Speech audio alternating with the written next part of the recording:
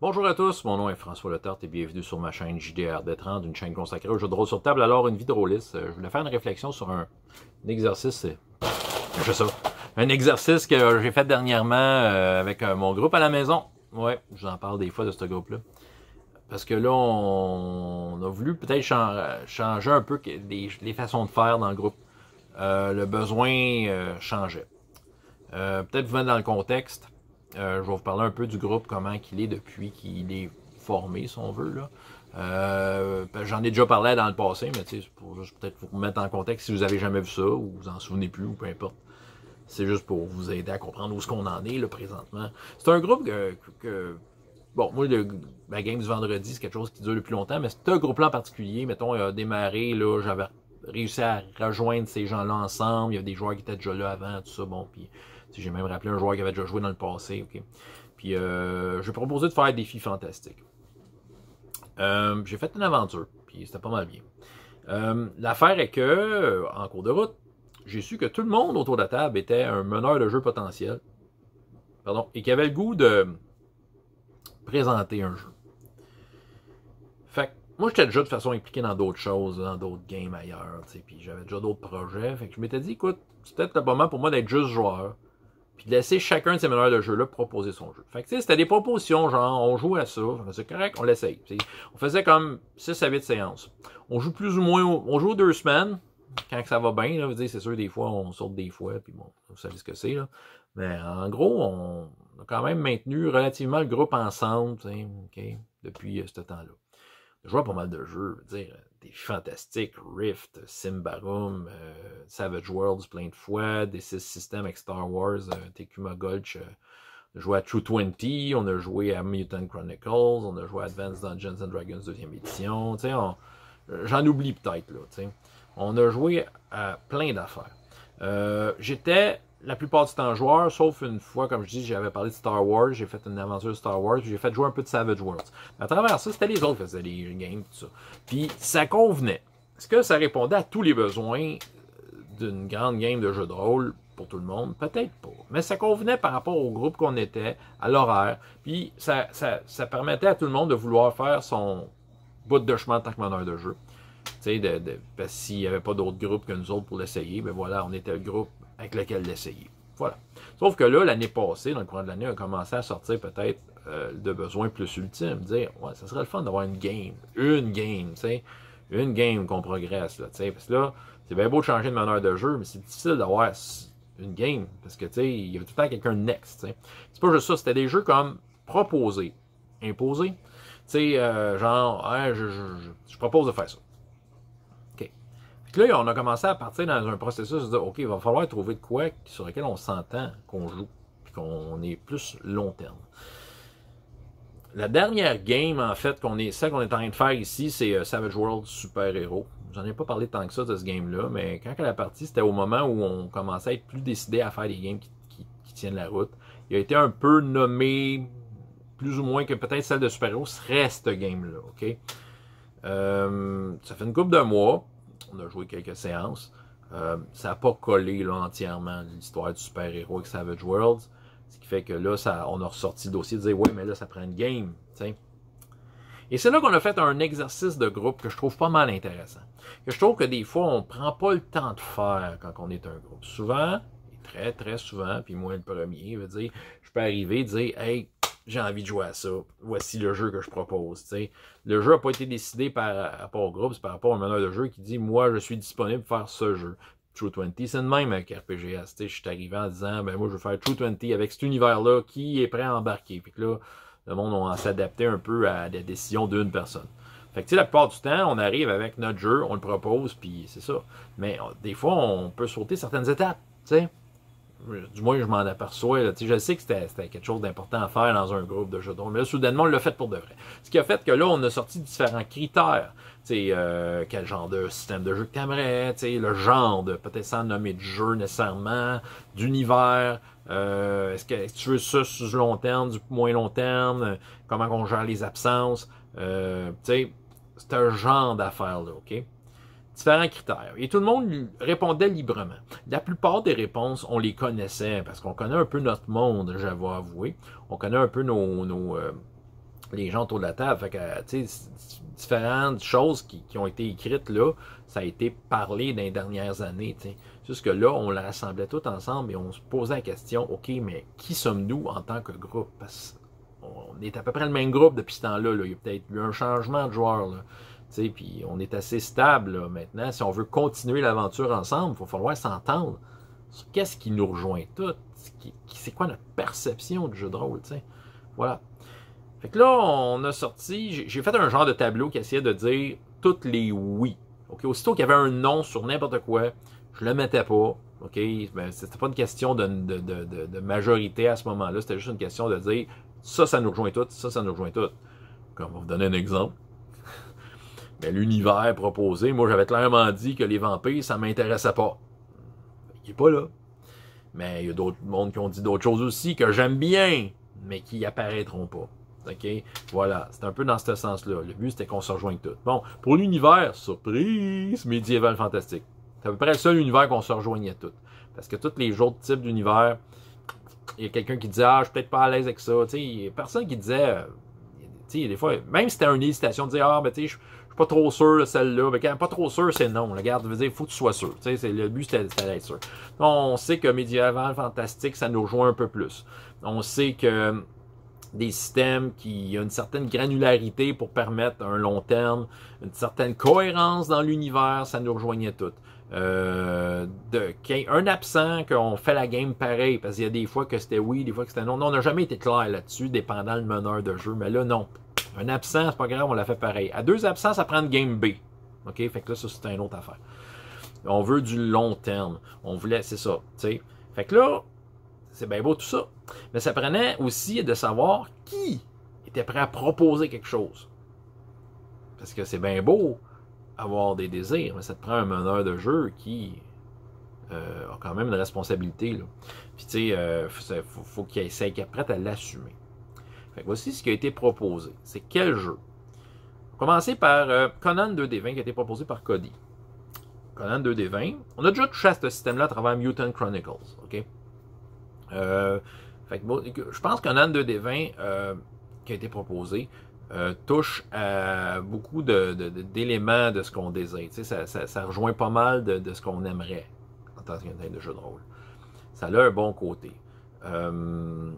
Je dirais que lui, il a proposé ça parce que c'est le jeu dans lequel il est présentement, puis il n'est pas prêt à aller dans un autre jeu nécessairement. C'est là-dedans qu'il joue déjà avec d'autres mondes. Fait que, il fait juste comme il y a avec le système dans lequel il est, qui est à l'aise. C'est important.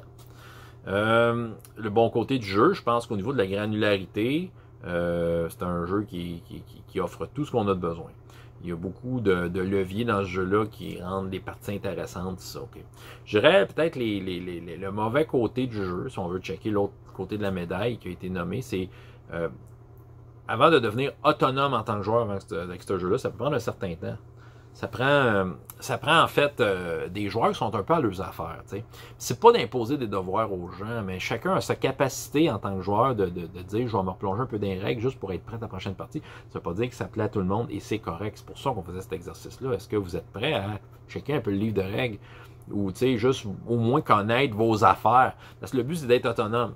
Le but c'est que le système il roule à côté, puis c'est ça. Puis ouais, c'est ça. Puis il est en anglais, quoi qu'il vienne de sortir en français, là. Je sais pas quand est-ce qu'il sort, mais en tout cas, c'est ça, parce que l'anglais, c'était pas. C'était peut-être un semi-critère, là. Il n'y a pas tout le monde qui était super à l'aise en anglais dans le groupe. Fait que c'est ça. Fait que là, il proposait ça, comme étant un système qui répondrait à nos besoins, selon ce qu'on a dit. Bon, il y a une affaire que j'ai ouvrée, puis ça s'applique à n'importe quel système, je vais dire, c'est que souvent, quand tu es meneur de jeu, des fois, tu peux dire voici ce que je propose, je pense que c'est la bonne affaire. Mais, c'est ça, étant donné que là, on tombe dans le compromis, ça arrive des fois que c'est pas ça la réponse qu'on va avoir, c'est ça. T'sais, des fois, ce qu'on est capable de s'exiger envers nous-mêmes par rapport à un jeu, est-ce que les autres peuvent, comment je pourrais dire, est-ce que les autres peuvent l'approprier de la même façon? C'est ça, le but c'est de devenir autonome. C'est bien beau penser que c'est un super bon jeu, mais si le jeu devient, l'apprentissage du jeu devient un obstacle, c'est ça, ça enlève peut-être le côté qu'on recherche. L'autre jeu qui a été proposé, Martin nous avait déjà fait jouer à Advanced Dungeons and Dragons 2e édition. Je dirais le bon côté de tout ça. Je dirais que Martin, on le connaît comme meneur de jeu. Et quand on parle de 2e édition, c'est très important de le noter. C'est mon opinion, mais mon opinion est basée sur toutes sortes d'expériences. 2e édition est une boîte à surprise, OK? C'est pas une boîte d'outils, c'est une boîte à surprise. Et la surprise, c'est quoi? C'est le meneur de jeu. OK?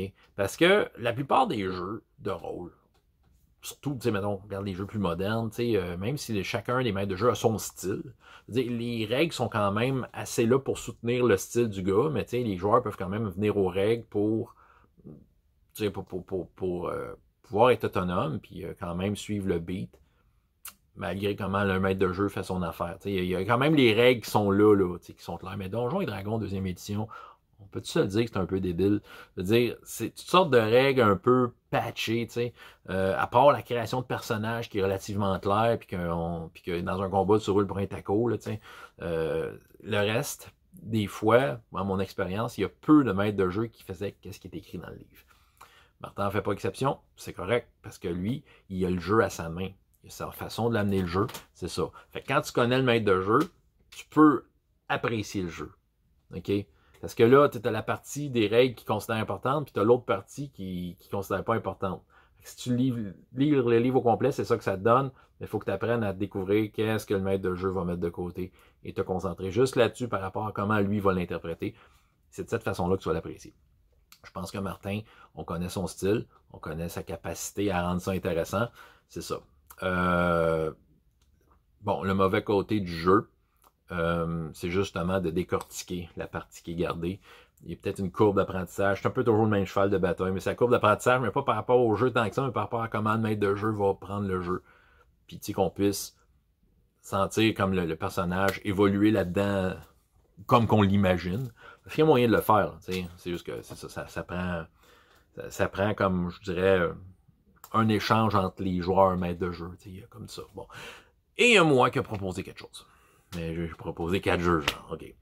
Je suis allé avec des affaires que j'étais à l'aise. Au début, je n'étais pas sûr. Je suis dans True 20, ça me prend 3/4 de ma semaine. Non, ça prend 3 jours par semaine, mettons que je suis comme plus la tête là-dedans. Fait que j'étais-tu prêt à embarquer dans un autre game? C'est sûr qu'il y a moyen que je fasse de quoi un peu plus léger, un peu plus sandbox.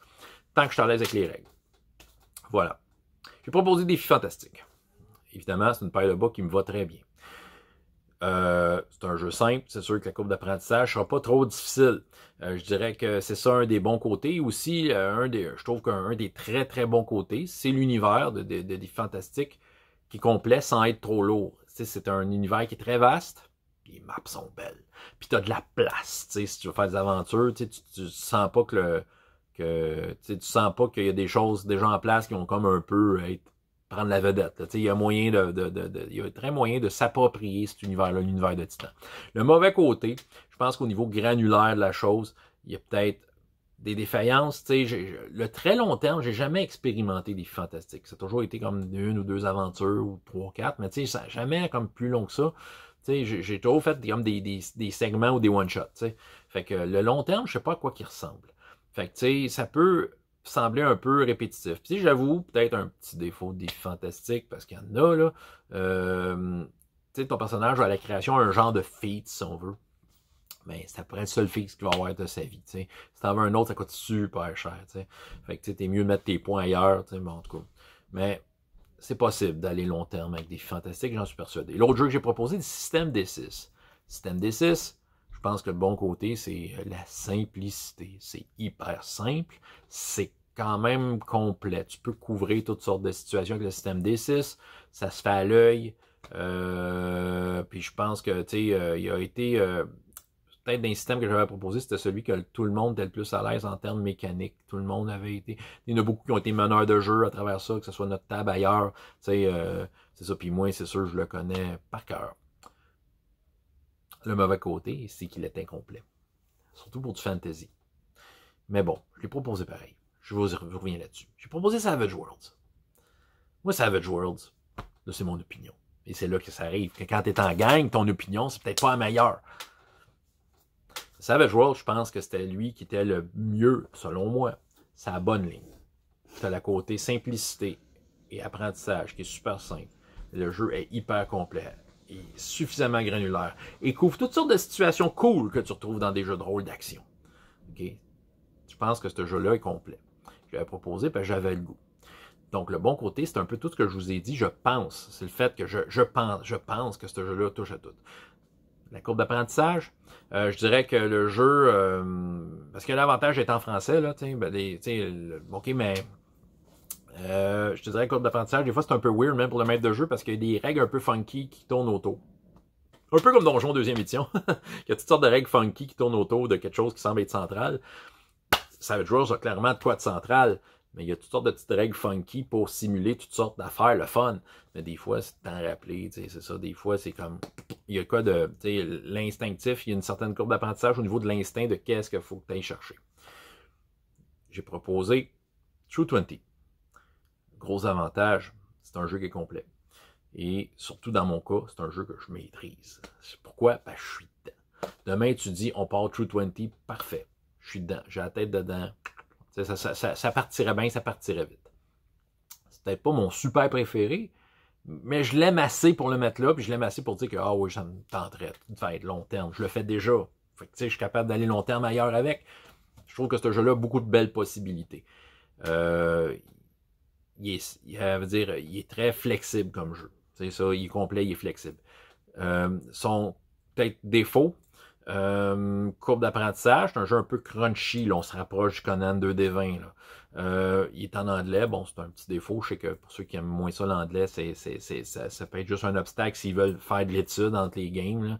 Ça peut être un dissuadeur. Et l'autre petit défaut, un peu comme le système D6, c'est un jeu qui est un peu sur le rough, ok? Comme souvent, je le présente de True 20, je dis que c'est une expérience qu'ils ont faite. Fait que, tu sais, l'expérience, ils ont sorti un certain nombre de livres là, un certain nombre d'années, mais ils n'ont jamais été vraiment plus loin. Ils sont allés vers d'autres jeux, Green Ronin, mais reste que c'est une belle expérience qui offre beaucoup d'options, qui fait que ça marche, mais ça reste quelque chose d'expérimental. Fait que des fois, il faut que tu ajustes tes règles. C'est bon, c'est ça. Mais il y a quand même, c'est plus complexe que D6, ok? C'est beaucoup plus complexe que D6. Bon. Fait que là, on part le sondage. Les meneurs de jeu qui proposent un jeu votent pas pour leur propre jeu. Je veux dire, c'est déjà, si tu le proposes parce que tu as déjà voté d'une certaine façon. Et les meneurs de jeu devaient faire l'effort de voter au moins pour un autre jeu qui n'était pas le leur. Bon. Moi, j'ai voté sans hésiter Conan D20. Malgré que deuxième édition, je sais que Martin ferait une très belle job. J'ai une relation amour et très haine avec deuxième édition. Fait que clairement, mon confort passait pas par deuxième édition nécessairement. C'est sûr, si tout le monde aurait voté deuxième édition, comprenez, là, si le vote aurait fait exploser deuxième édition, j'aurais suivi, puis j'aurais été me positionner par rapport à ce jeu-là de façon positive pour que ça marche. Mais bon, moi j'ai voté Conan 2D20. Parce que je connais ma capacité à justement être autonome, à pouvoir lire, et peut-être prendre ce rôle-là vis-à-vis ceux qui le font peut-être un peu moins, des aider pour aider le meneur de jeu. J'étais prêt à prendre cette responsabilité-là. Conan 2D20 est arrivé en deuxième, mais devinez le jeu qui est arrivé en premier. J'étais un peu surpris. D6. J'aurais pensé que Savage Worlds aurait passé. Je vais être presque transparent, là, même si mes joueurs me regardent, là, je vais leur en reparler anyway, là, mais je suis comme un peu déçu. Moi, Savage Worlds, j'avais vraiment le goût. T'sais. Tant qu'à être meneur de jeu, ça fait longtemps que j'ai hâte. C'est comme dans ma bucket list. Il est haut dans ma bucket list. Je veux jouer à Savage Worlds. Puis comme je disais, selon mon opinion, c'est le jeu qui était sa bonne ligne. C'était sa bonne limite, là, qui offrait un peu tout ce qu'on désirait, là. La granularité, du long terme, des options, des affaires héroïques, puis c'est simple à la base. T'sais. Je trouvais que ce jeu-là offrait tout ça, mais non. Il a été quasiment l'an dernier. OK, mais D6 a été voté par pas mal tout le monde. C'est comme 5 sur 5, là. Puis là, je me sens dans une drôle de position. OK, je vais vous faire une comparaison. Mon frère est dans le monde de l'infographie. Puis c'est ça, il me raconte ça des fois. Des fois, il y a un client qui arrive et dit « Ah, je me pars une compagnie, j'ai besoin d'un logo. Fais-moi un logo. » Mon frère, des fois, il part, il fait 4 logos. Il en fait un qui travaille super bien, qui trouve super hot. Il en fait 2 qui a mis un peu de temps dessus aussi, tu sais, fait une belle job. Il en fait un qui botche. Puis là, il présente les 4 logos au client. Puis il dit « Voici ce que j'ai fait à date, lequel vous préférez, monsieur ?» ou madame. Hein? Puis le client va pointer le logo, puis il dit, bien souvent, il va prendre le logo botché. Et c'est un peu de même que je me sens. J'aime le système D6. J'adore le système D6. Mais, j'ai comme un drôle de sentiment, un sentiment mélangé par rapport au fait qu'il ait gagné, tu sais. Parce que c'est comme un peu mon logo botché que je proposais. Tu sais, je me sentais un peu dans cette position-là, de dire, je le propose parce que c'est pratique, parce que tout le monde l'aime, ce système-là, puis c'est ça, mais je le savais en arrière de ma tête que j'aurais dû y penser avant, mais que pour du médiéval fantastique, c'était un peu de la chenoute, des 6, ben de la chenoute. On s'entend là, tout n'est pas perdu. C'est un jeu qui demande du travail. Parmi tous les jeux que j'ai présentés, c'est celui qui m'aurait demandé un peu, qui peut me demander au niveau de l'adaptation, faire en sorte que le système de jeu réponde bien aux besoins de la campagne qu'on veut faire. Au niveau du long terme, je suis pas tant inquiet. Tu sais, j'ai fait des games de Star Wars qui ont duré des années, puis on avait toujours, on sentait toujours qu'on évoluait puis que c'était varié, ok? Reste que la base est simple, mais la variété semblait être au rendez-vous, ok? Au niveau des combats, j'avoue que malgré que j'aime le système D6, il y a toujours de quoi qui m'a toujours un peu achalé dans les combats, les dommages, comment ça marche. Je suis toujours un peu un work in progress dans mon cas. C'est de trouver une bonne façon de gérer ça. Parce qu'il y a des bonnes idées, là. Mais il y a quelque chose de très répétitif dans la façon que les dommages sont étalés. Au point de dire que j'aime quasiment ça, les points de vue à donjon, là, par bout. Là, mais c'est ça.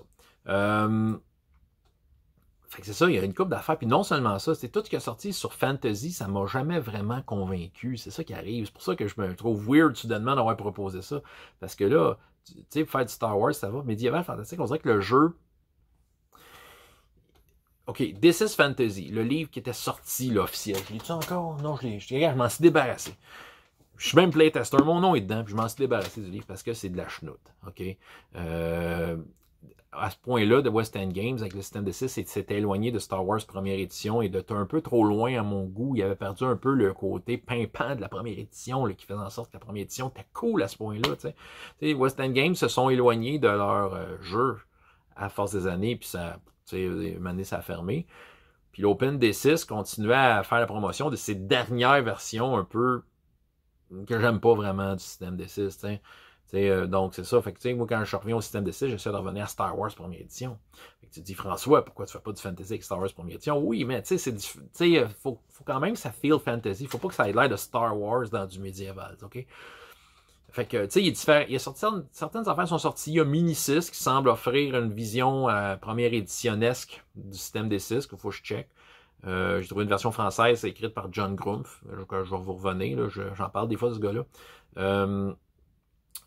Il y a Studio 09 qui utilise les dernières versions un peu merdiques de ce D6 pour avoir fait Altromondo. Je pourrais checker ça. J'ai un jeu ici. Sorcerers of Earthrock. C'est peut-être carrément ça que je vais proposer. Qui est une version avec des variantes intéressantes. Il faut juste que je me convainque de comment intéressant que c'est.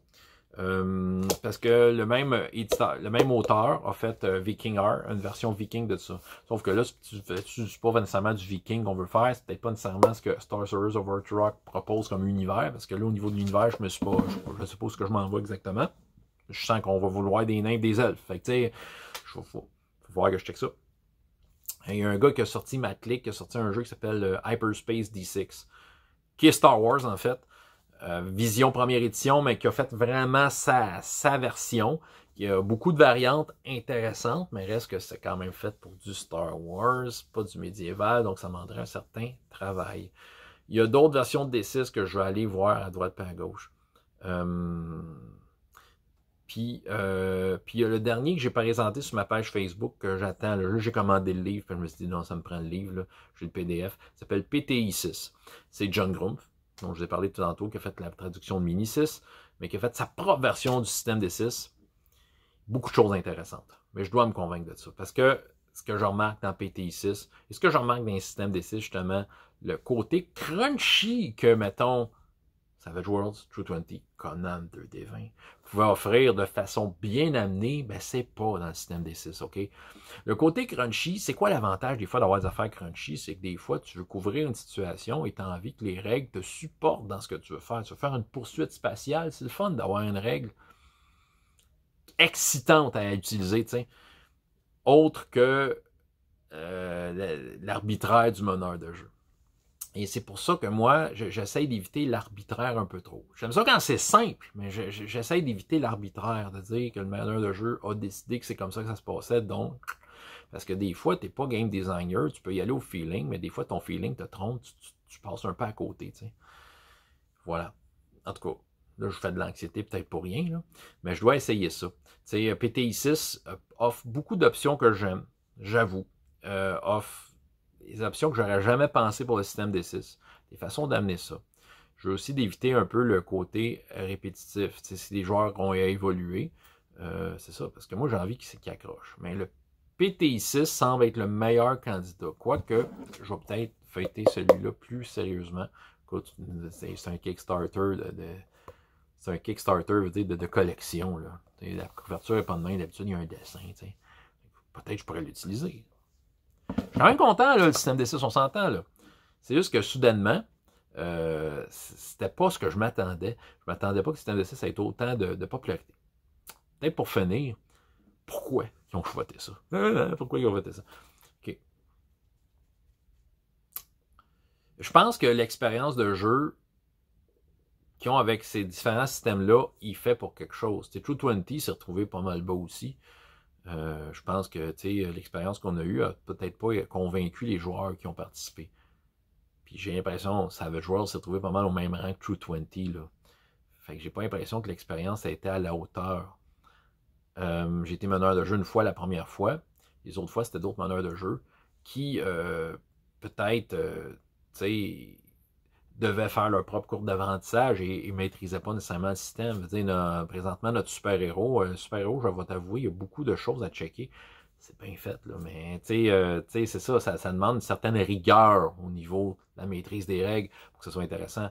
Peut-être que l'expérience du monde, des joueurs en général, a été que ce système-là est trop compliqué. Mais c'est ça. Moi, je me connais. Je sais que ce système-là, je vais le rocker. Le jour que je vais être meneur de jeu à Savage Worlds, là, venez à ma table, vous allez voir, ça va être cool en tabarnouche, parce que je sais que je lis le livre. Quand j'ai lu le livre au complet, là, je me suis aperçu que, ah oui, ce livre-là a pas mal tout ce que je recherche dans un jeu de rôle. Jeu de rôle qui fait film. T'sais. Fait que, je sais que je le rockerais, ce système-là. C'est pour ça que j'ai hâte d'y jouer. Conan 2D20, je pense qu'en fait, il y a eu beaucoup de votes parce que mon intérêt, puis il y a un autre joueur, Vincent, qui nous avait fait jouer du D6 un moment donné aussi. On est dedans, on comprend les vertus de ça. Je suis présentement dans une game de 2D20 aussi, bon, avec ce même monde-là un peu, puis on voit un peu là, ce que ce système-là peut apporter. Il y a sa part d'intérêt. Mais D6, moi, je pense juste que tout le monde a un bon souvenir de D6. Je pense que c'est juste ça. Quand on a joué à Tekuma Gold, puis que c'était Vincent le meneur de jeu, c'est qu'on a ri. Quand on a joué à Star Wars ensemble, ça y allait au toast. Hugo, un des meneurs de jeu, fait du Star Wars chez eux. Je pense qu'il fait bien des heureux à travers sa game de D6. Je sais pas, c'est peut-être ça. C'est peut-être juste. Puis Martin, il a eu des expériences système D6 avant de nous connaître. Puis, j'ai l'impression que tout ça est relié avec. Ça va être facile à pogner ce jeu-là pour pouvoir se concentrer sur l'histoire de ces personnages. Fait que j'ai un peu de plein sur la planche. Mais c'est ça. Fallait que je fasse cette réflexion-là dans une vidéo qui est beaucoup plus longue. Étonnamment, ça fait la troisième fois que je le fais pour essayer de la faire moins longue. 30 minutes. Si vous êtes là jusqu'à la fin, ben, tant mieux, tant mieux. Si vous avez aimé ça, je suis bien content. Mais tout ça pour dire que c'est toute une réflexion. Quand tu es un groupe de jeux de rôle à un moment donné, puis tu veux t'embarquer, c'est pas nécessairement... Puis tu as la chance, en fait. Tu as la chance d'avoir plusieurs meneurs de jeu qui peuvent proposer quelque chose. C'est le fun, des fois, de s'asseoir et de dire, OK, à quoi qu'on joue, gang? À quoi qu'on a vraiment envie de jouer? Vers où on veut aller en tant que groupe? Quel rendement s'attendons-nous du jeu? T'sais? Parce qu'il y a des jeux qui peuvent apparaître bien cool, mais qu'après 3 games, tu as l'impression d'avoir fait le tour. Puis veux-tu vraiment que ça finisse après 3 games? Je sais qu'il y a des joueurs qui vont aimer ça, faire 3 games. Il y a des joueurs qui aiment ça changer de jeu à chaque game. Je n'entends parler de ces gens-là. Puis c'est ça. C'est ça qu'ils aiment. C'est une affaire. Mais souvent, nous autres, on est un groupe, on veut faire ça. Fait que système D6. Vous allez peut-être m'entendre parler de système D6 prochainement. Voilà. C'est ça. Fait que question, commentaire, en tout cas, c'est ça que j'avais à dire. Fait que Je pense que vous allez voir dans ma pile ici, là, que je pointe, là, maintenant, là, des livres de Savage Wars apparaître. Ils vont juste rester là. François Letarte, JDR D30, et jusqu'à la prochaine fois, il y a autant de plaisir dans la vie que dans les jeux. Au revoir.